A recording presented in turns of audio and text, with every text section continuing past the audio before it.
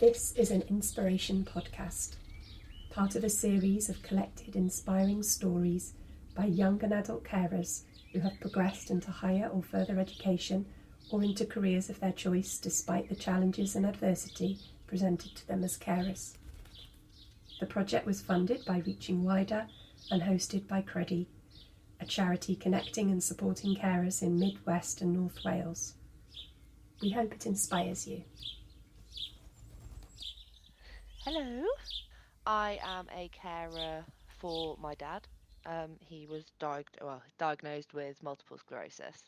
Um, I think back in the day when I was a bit younger, things were different at home, but a lot easier than what they are now. So it was dad could still drive, dad could still get out of bed. Um, I can remember when we were younger, dad used to forget to pick us up from school because he would have fallen asleep.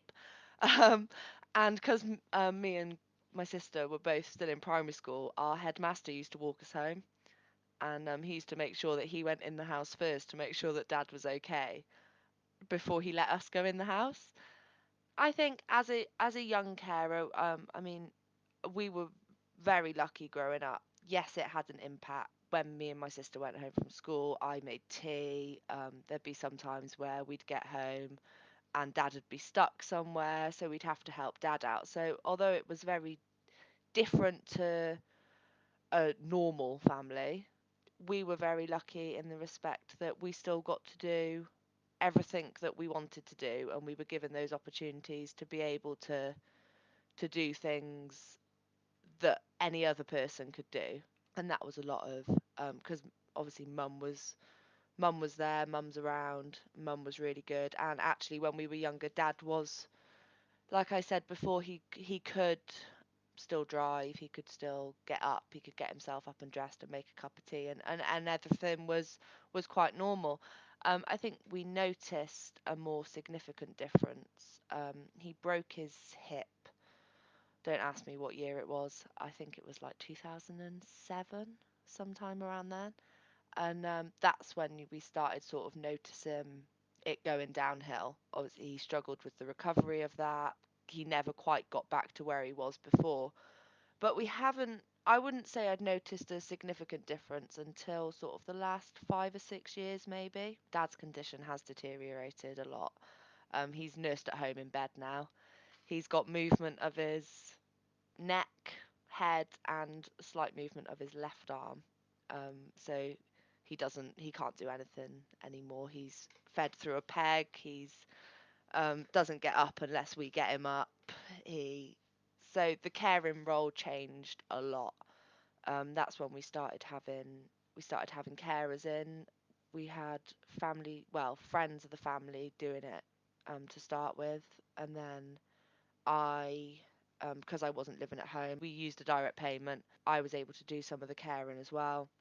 That's when I think my role got a lot bigger because there was a lot of stuff that only we could do as the family that the carers weren't allowed to do. And then the district nurses got more heavily involved. And from there, really, it's just gradually got worse. I mean, we're really lucky now that we're in a position the last couple of weeks that actually we've got full-time carers in. They come 9 till 2 every day, and they do everything. And they come on a Saturday morning and they get him up for us, so that we can take him out for the day. And then mum has a respite weekend once a month. So rather than the pressure being on me and Grace then to look after dad, we've actually got the carers in all weekend now, and mum goes on a respite weekend. So all we need to do is be at home at night, really. I only live around the corner. I bought my own house a couple of years ago, so I'm only over the road. So me or Grace sort of pick and choose who's going to be there and who's going to be around in case the carers need us. And actually, we're really lucky now that we are in that position. And I think the reason we made that decision as a family is because obviously through lockdown, Dad didn't want any carers in, so I did everything because I'd just left uni. I wasn't working, so I did all the caring. And after a lot of discussions, we sort of decided that we wanted to try and take a step back from the caring role where we could, um, because we wanted to spend time with dad, being dad, and not us caring for dad, if that makes sense. And that's something we haven't had for years and years and years. And now we are in that position where we can just spend time with dad rather than having to do everything all of the time. So we are really lucky. We do work really well as a family.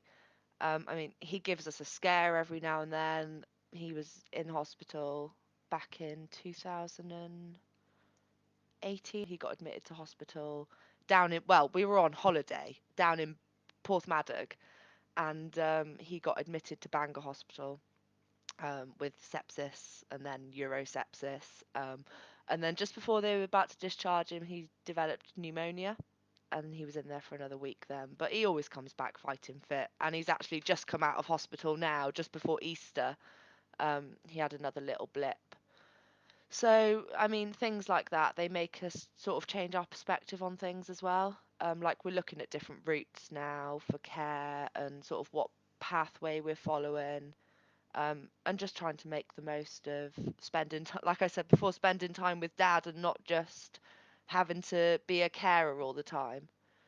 I think it's really difficult to have that balance sometimes.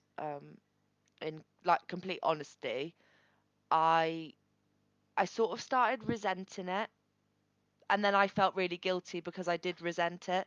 I didn't like going to mum's all the time because it was always, oh, we just need to do this and we just need to do that and can we just do this?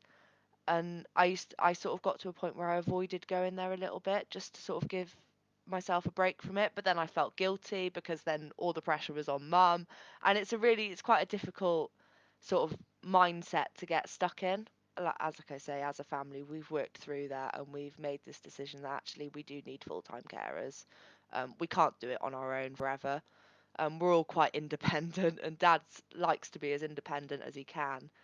And but we've worked through it, and we're it's working really well at the moment. Actually, we're really lucky to be in the position that we are in. After my GCSEs, I decided that I was going to do A levels. That lasted from the September until the January, and then I decided that A levels weren't for me. I didn't like it. When I first started my A levels, they were just trialing the Triscol thing. So I was travelling to Llanfyllin High School a lot for two of my subjects, and only one of my subjects was actually in Llanfa.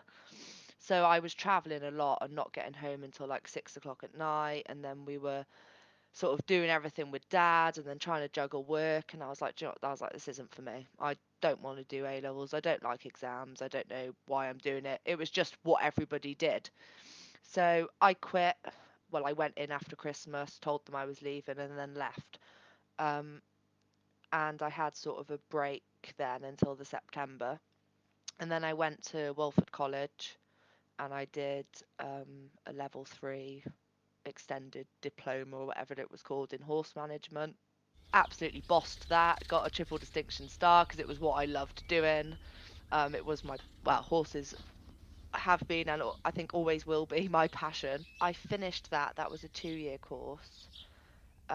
Then I went and I worked at a yard for almost a year, just under a year actually.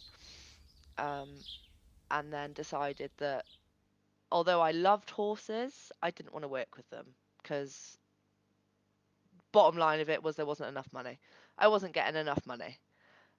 Which is, I mean, that's the horse world for you. You don't, no one gets enough money. So that's when I joined the council. I did a few different jobs in the council to start with. I was on 4 days a week, so that's when I started caring for dad, taking on that role 1 day a week more. So I was going down to do that and help mum. Then decided that I wanted to go to university. I started university. Yeah, 2019. I started in the March. Um, I got offered a place in Stafford to do mental health nursing. I didn't move away. I travelled to Stafford. Don't like being too far away from home. I know Stafford's not far, but always in the back of my mind, I like knowing that if mum or dad need me, or if mum needs help with dad, I'm 20 minutes away. And actually, if I'm at home, I'm literally a 2-minute walk away. I live in the same village. Um, and I really like knowing that I'm there if they need me. My older brother moved away. He moved away for work mainly, so he lives 4.5 hours away. I hate the thought of mum not having any support if she needs it, which is why I sort of stayed at home. And then I decided a year into my nursing degree that I didn't like that anymore. I was more interested in the psychology side of it. So I quit. I seem to do this a lot, don't I? Quit. But I decided, yeah, that nursing wasn't for me. I'd spent a lot of time on one of the wards with the psychologist, and I really enjoyed their work more than the nursing side of it. So I thought, right, I'm going to go and do psychology. That's what I'm going to do now. That's when the pandemic hit, coronavirus. It's all we talk about, isn't it? So March 2020, Dad decided that he wanted no carers in the house. He didn't want the district nurses in the house. That coincided quite well with me finishing uni. So I did all of the caring before I started my psychology degree in January this year. So January 2021, I started my psychology degree. I'm still working. I work full time. Um, I started with the Test Trace Protect team in September. That was manic, absolute madness. So I still work for them on 0 hours, and then I've got another job in the council that I do full time, and I still study. I'm studying full time, I'm working full time, and I just sort of chuck everything else in around it. Um, I wouldn't be able to do it without the carers we've got at home and without how sort of mum does a lot. Mum does a lot, in all fairness to her. But the carers have made the routine a lot easier. So the evening routine is quite easy. If mum's away or mum's out, I'll go over and I'll do it. But a lot of pressure has been lifted off all of us really as a family quite recently, which has given us the opportunities to be able to do more of what we want to do. It's like I can do my degree, I can do my horses, my work. I can fit everything in. I would like a few more hours in the day, but I don't think we're going to get that anytime soon, are we? If the caring has held us back in any way, it's been us personally, not the fact that we have to do it. Like, mum and dad have never ever said to me, "You can't do that because you have to look after dad." That has never ever been anything. And I mean, maybe when mum's been on a respite weekend, I've missed out on a few things, but nothing that is very relevant, really. Maybe I couldn't go to a competition with my horse that I probably was umming and ahhing about going to anyway, but nothing. And I know mum and dad wouldn't ever want it to hold us back, and they'd never let it hold us back.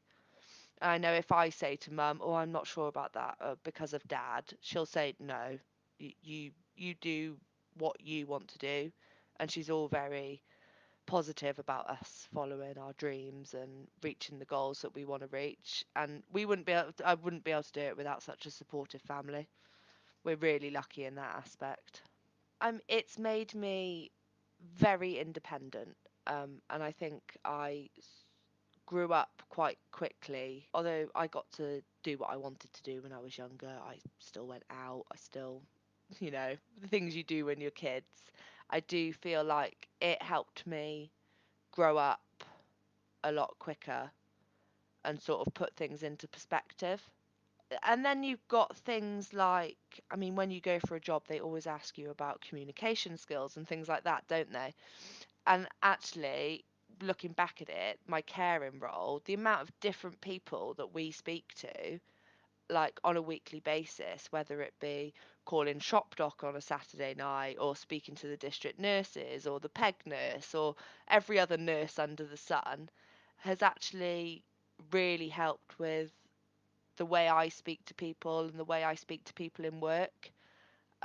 It's definitely given me commu- really good communication skills. As I mean, I can talk to anyone now. I used to hate speaking to people on the phone. I used to absolutely hate it. I'm that person that doesn't answer the phone if I don't know the number because of the amount of people we have to talk to with dad. And it's just different people on a weekly basis. Everybody and anyone under the sun. But no, definitely sort of communication skills and just it just really puts everything into perspective. My family um, are the most amazing people. We wouldn't be able to do it if we are such a close family now. Um, Me and Grace, my younger sister, we used to hate each other when we were younger. Like really hate each other. And Grace will say exactly the same thing. When Grace was born, I told Mum that I would have rather the dog had puppies than her have Grace. Um, I hated her.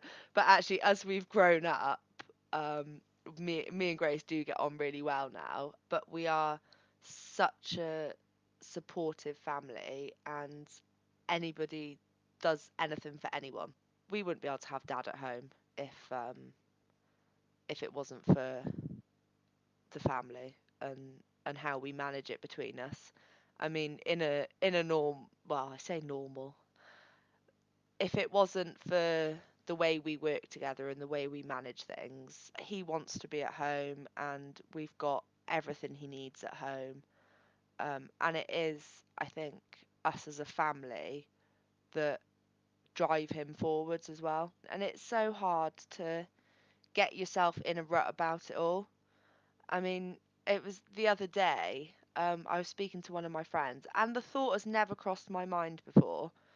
And I was sat there and I was like, imagine if everything was different. Like, imagine if we didn't have to care for dad. Like, I was sort of trying to imagine where we would be, like, as a family. And I think it would be a very different relationships. I really do. And I'm not saying that I'm glad that we have to care for dad, but I do think it has really had a positive impact on the way we work together as a family. I mean, he will always be my biggest inspiration, dad, because no matter what's happening, no matter whether he's been in hospital, whether he's having a bad day, whether he's feeling rough, he's almost always got a smile on his face. He's always got a funny joke to tell you, and he doesn't let it get him down, and he never has done. He's always been very upbeat about it all, and he'll make jokes about it, and he'll say some things to my friends, and my friends look at me and are like, should he be? And I'm like, it's fine, just laugh, because he finds it funny. Like, he makes jokes about it, and he's so I don't know anyone else like it that can manage sort of what is going on in such an upbeat and positive way. Like, he really is the most incredible person I've ever met. Sounds really soppy, doesn't it? But he is. He's my inspiration.